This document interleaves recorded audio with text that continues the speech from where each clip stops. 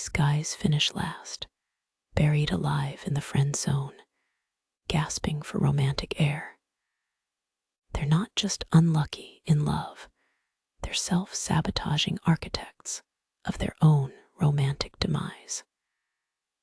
We're not here to offer pity.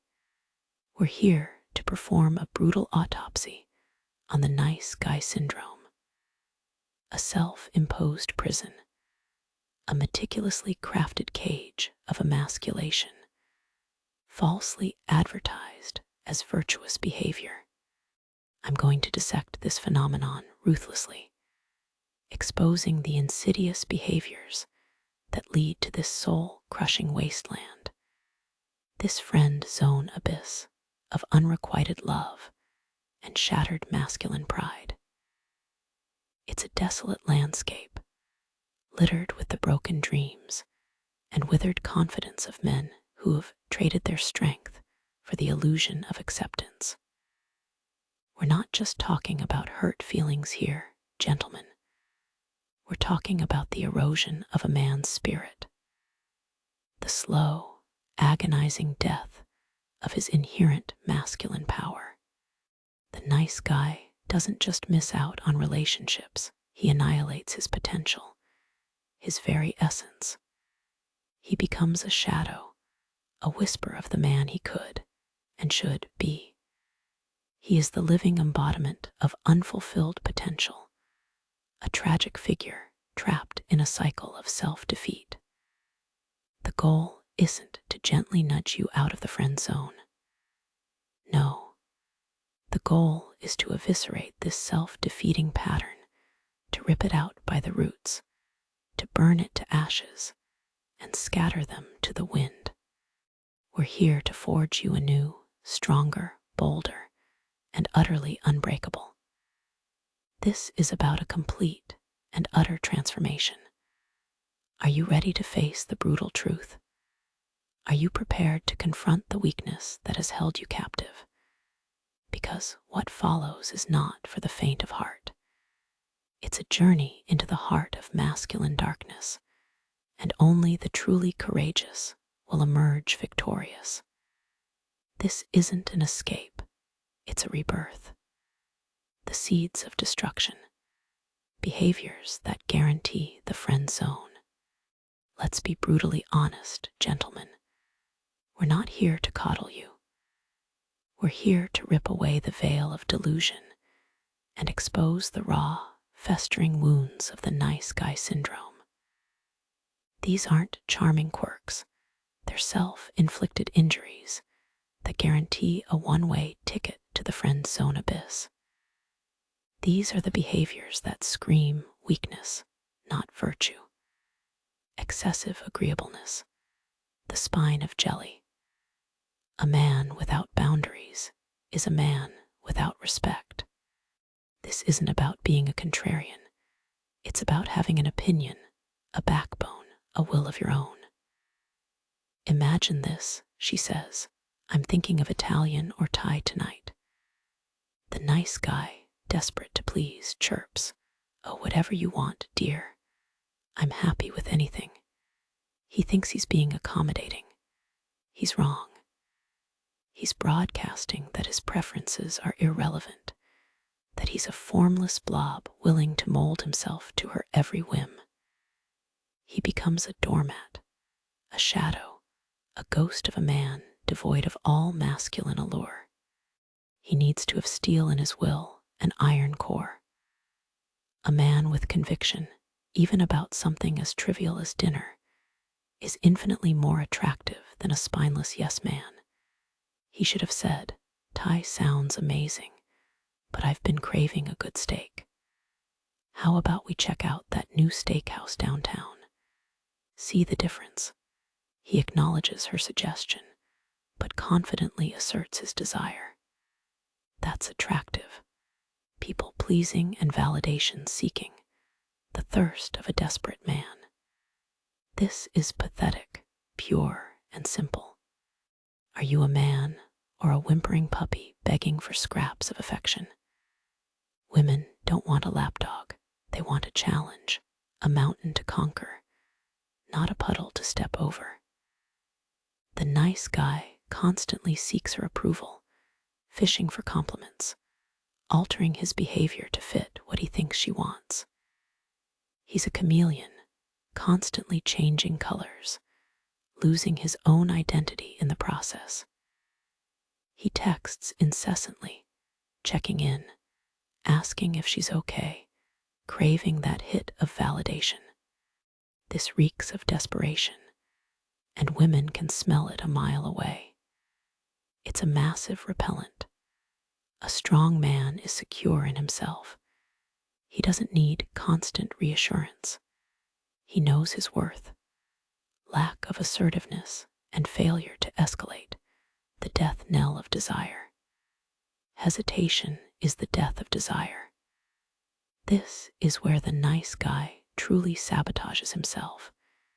He might get all the signals, the lingering touches, the playful banter, the inviting smiles, but he freezes.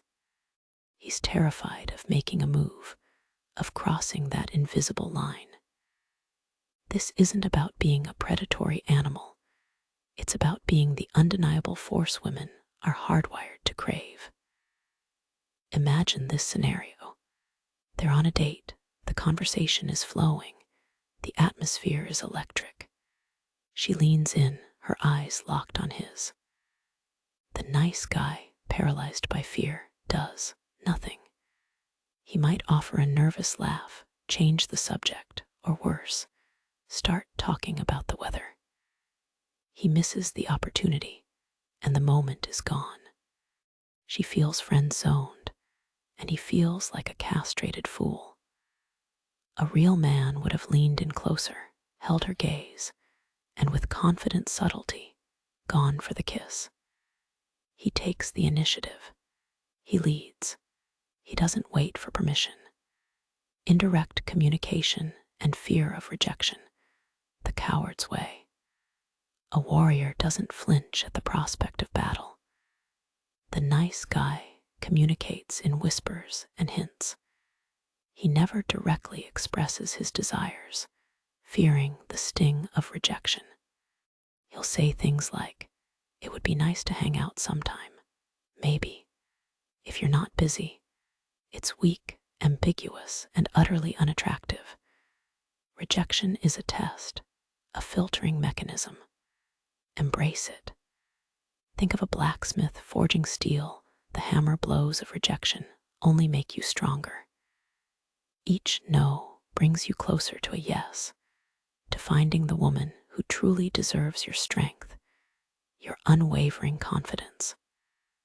A man who fears rejection is a man who fears life. He'll never get what he wants because he's too afraid to reach out and take it. Ignoring red flags and putting women on pedestals, blinded by delusion. These men are utterly blind to manipulation because they choose to be. They create an idealized image of the woman, ignoring any evidence to the contrary. A woman is not a goddess. She's flesh and blood, and some are vipers. The nice guy will see her canceling dates at the last minute, constantly needing favors, and only contacting him when she wants something. But he'll make excuses for her. He'll say, "Oh, she's just busy," or "she's going through a tough time." He's being used, played like a fiddle, but he's too afraid to break the illusion of his perfect woman. He'd rather live in a fantasy land of unrequited affection than face the harsh reality that he's being manipulated. This is not chivalry, it's self-destruction. The no more Mr. Nice Guy philosophy, unmasking the manipulator. Being a nice guy is in itself often a very subtle and extremely toxic form of passive-aggressive manipulation. It is, make no mistake, a covert contract. The nice guy believes that by being endlessly agreeable, helpful, and self-sacrificing, he will earn love and affection. He gives, but he always expects something in return. He's never truly honest about his desires or his feelings. He hides his true self, presenting a false image of selfless generosity. This is repellent. Women see through this charade. They sense the underlying resentment, the unspoken expectations. It's a game, and a dishonest one at that. A truly strong man is upfront about his intentions. He doesn't play games. He doesn't give to get. He gives because he chooses to, without expecting anything in return. That is genuine, that is attractive, and that is the antithesis of the nice guy pathology. The descent into the abyss. How these behaviors erode attraction and masculinity. Prepare yourself, because we're diving headfirst into the soul-crushing reality of the friend zone abyss. This isn't some fluffy, feel-good pep talk. This is a brutal autopsy of how nice guy behaviors systematically dismantle a man's attractiveness and obliterate his masculinity, leaving him a hollowed-out shell. The loss of sexual tension, the death knell of desire. Let's be unequivocally clear. Nice guy behaviors are the kryptonite of sexual attraction. Women, at their core, are biologically programmed to respond to strength, to dominance, to a man who knows what he wants and isn't afraid to take it. Obsequiousness, constant agreement, and the desperate need for validation.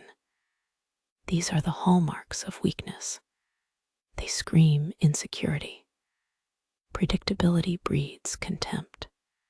A woman wants a man who is a thrilling, unpredictable adventure, not a pre-programmed, predictable robot. The nice guy, by constantly catering to her every whim, by avoiding any hint of conflict or disagreement, becomes utterly boring. He's a blank canvas, a beige wall, a flavorless, bland meal, utterly unappetizing to the feminine palate. He offers no challenge, no mystery, no spark. He's sexually invisible. Imagine a lion trying to woo a lioness by rolling over and begging for belly rubs. Pathetic, isn't it? That's the nice guy. The erosion of respect, from potential mate to emotional tampon. Respect. It's the bedrock of any meaningful relationship, especially a romantic one. And respect is earned, not given freely. The nice guy, in his relentless pursuit of pleasing the woman, consistently puts her needs, her desires, her emotions above his own. He becomes a doormat, a sounding board, an emotional tampon absorbing all her negativity and offering nothing but unwavering, unearned support. He's the shoulder to cry on, the one she calls to complain about the real men she's attracted to the alphas who excite her, even if they sometimes treat her badly. He's the confidant, not the lover. She might like him. She might even care about him. But she will never respect him as a man, as a potential partner. He has voluntarily abdicated his position of power. The cycle of resentment and bitterness, the poison within. The nice guy's unspoken contract, I'll be endlessly nice to you, and in return, you'll eventually fall in love with me, is a recipe for disaster. This is a covert contract, a passive-aggressive manipulation. When this inevitably fails, and it always fails, the unfulfilled desires fester. They rot within him, turning into a toxic brew of resentment and bitterness. He starts to see women as manipulative, ungrateful creatures who only want bad boys. He becomes a ticking time bomb, radiating negativity and further repelling any chance of genuine connection. Resentment is poison to the soul. It eats away at his confidence, his happiness, and his ability to form healthy relationships. He becomes a victim of his own making. The impact on self-esteem, the crushing weight of rejection, constant rejection, the perpetual state of being friend-zoned, is utterly devastating to a man's self-worth. Each unanswered text, each polite no, each instance of being overlooked for a more assertive man chips away at his confidence. He begins to internalize the message: I'm not good enough. I'm not desirable. I'm inherently unlovable. This is the ultimate tragedy, the destruction of his masculine core. He starts to believe the lie, the insidious whisper that he's destined to be alone, a perpetual inhabitant of the friend zone abyss. His spirit breaks, his shoulders slump, and his eyes lose their fire. The friend zone as castration, surrendering your manhood. This is not hyperbole. The friend zone is not merely a romantic setback, it's a symbolic castration. By consistently suppressing his desires, by failing to assert himself, by choosing niceness over strength, the nice guy has effectively surrendered his manhood. He's relinquished his power, his assertiveness, his inherent right to pursue what he wants. He's become a neutered version of himself, a shadow of the potent, virile man he could be. He's a walking, talking embodiment of emasculation. The alpha versus the nice guy, a stark and unforgiving contrast. Let's lay it bare. The alpha male versus the nice guy. The alpha exudes unwavering confidence. He's not afraid to express his desires, to take risks, to lead. He understands that rejection is simply part of the game, a filter that separates the women who are truly compatible with him from those who aren't. He takes what he wants, not in a predatory way, but with a confident assurance that stems from deep-seated self-belief. The nice guy, on the other hand, cowers in fear. He begs for scraps of attention, hoping that his unwavering niceness will somehow magically transform into attraction. He avoids confrontation, suppresses his desires, and ultimately ends up alone, bitter, and resentful. Who do you think she chooses? The answer is blindingly obvious. The woman, driven by her primal instincts, will always gravitate towards the strength, the confidence, the unapologetic masculinity of the alpha. It's not a conscious choice, it's biological imperative. This isn't a pretty picture, is it? But it's the truth. The friend zone abyss is a self-made prison built on the shaky foundations of nice guy behaviors. The descent is gradual, insidious, but the end result is always the same. A man stripped of his power, his confidence, and his very essence. The question is, are you going to stay there, wallowing in self-pity, or are you going to fight your way out? Are you ready to finally shatter the chains of the nice guy syndrome? To rip them from your very being like barbed wire embedded in your flesh? I'm talking about a complete, visceral rejection of the simpering, pleading, pathetic creature you've allowed yourself to become. This isn't a suggestion. It's a goddamn ultimatum. Break free from the shackles of the nice guy syndrome. or be forever condemned to the soul-crushing wasteland of unrequited affection and shattered dreams. Embrace your masculine power. It's a roaring inferno within you, waiting to be unleashed.